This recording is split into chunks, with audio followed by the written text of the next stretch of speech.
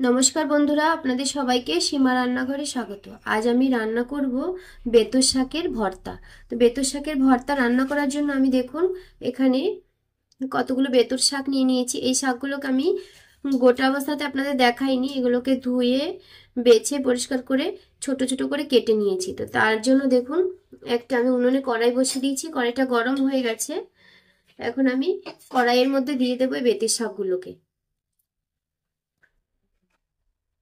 বেতো শাকগুলো কড়াইতে দিয়ে শুকনো কড়াইতে আমি এটাকে নেড়ে চেড়ে ভেজে নেব শাকগুলোকে। কোনো তেল দেব না, কিচ্ছু না, শুধু শাকটাকেই ভেজে নেবো আমি এইভাবে কড়াইতে। পুরো শাকটা আমি কড়াইতে দিয়ে দিয়েছি, দিয়ে এখন এইভাবে নেড়ে চেড়ে শাকটা যতক্ষণ না নরম হয়ে একদম কমে যাচ্ছে, যতক্ষণ না রান্নাটা ঠিকঠাক হচ্ছে, ততক্ষণ ধরে আমি এইভাবে নেড়ে চেড়ে শাকটাকে রান্না করতেই থাকবো। দেখুন শাকটা কিন্তু অনেকটা কমে গেছে, আর দেখুন কত জল বেরিয়েছে। এই জলটা সম্পূর্ণ আমি জাল করে করে শুকিয়ে নেব, আর এই জলটা দিয়ে শাকটা খুব সুন্দরভাবে সেদ্ধ হয়ে যাবে। তো এইভাবে নেড়ে চেড়ে শাকটাকে আমি কড়াইতে রান্না করে নেব।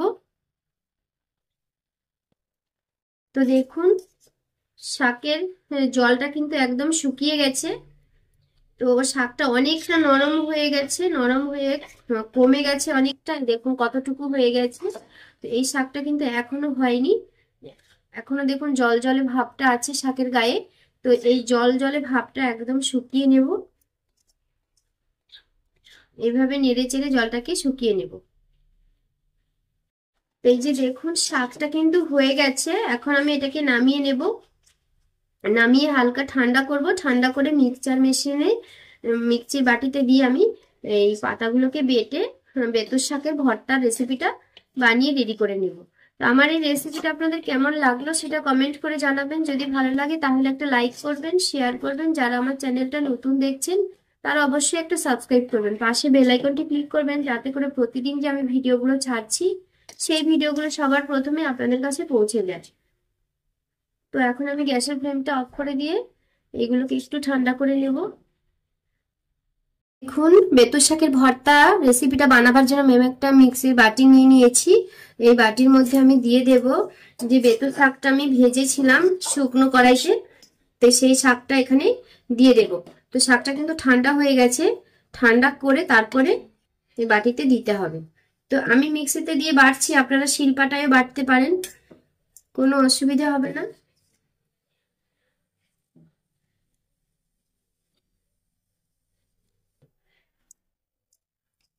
আর এই পাতাটার সঙ্গে আমি দিয়ে দেব এই যে 3টে শুকনো লঙ্কা নিয়েছি, এই লঙ্কাগুলোকে আমি ভেজে নিয়েছি ভালো করে তেলে।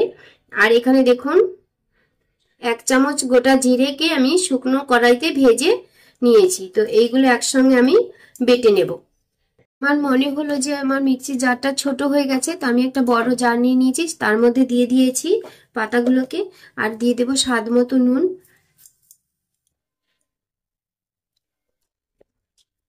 এখন আমি এটাকে বেটে নিচ্ছি। তো আপনারা যারা রসুন খেতে পছন্দ করেন আপনারা রসুনও দিতে পারেন, আমি যেহেতু নিরামিষ করছি সেই জন্য রসুনটা দিইনি।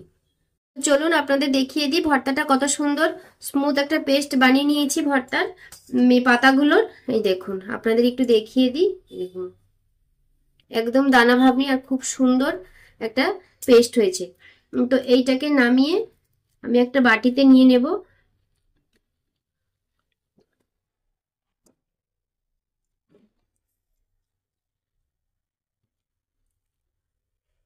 তো এই রেসিপিটা আমি নামিয়ে গরম গরম ভাতের সঙ্গে পরিবেশন করব, আপনারাও গরম গরম ভাতের সঙ্গে খাবেন। এই বেতর শাকের ভর্তা রেসিপিটা কিন্তু ভীষণ টেস্টি হয় আর খুবই স্বাস্থ্যকর খাবার। তো আপনারা বাড়িতে অবশ্যই একদিন খাবেন, খেয়ে দেখবেন যে কত ভালো লাগে। তো বাটনাটা আমি একটা বাটিতে নিয়ে নিয়েছি, আর এখন আমি দিয়ে দেব কাঁচা সর্ষের তেল। তেলটা দিয়ে ভালো করে তেলটাকে বাটনাটার সঙ্গে মিশিয়ে নিতে হবে। দেখুন তেলটা কিন্তু মিশিয়ে নিয়েছি আমি, তো হয়ে গেছে আমার বেতর শাকের ভর্তা রেসিপিটা। তো আপনারা অবশ্যই কমেন্ট করে জানাবেন কেমন হয়েছে। তো আপনারা সবাই ভালো থাকবেন, সুস্থ থাকবেন, সবাইকে টাটা।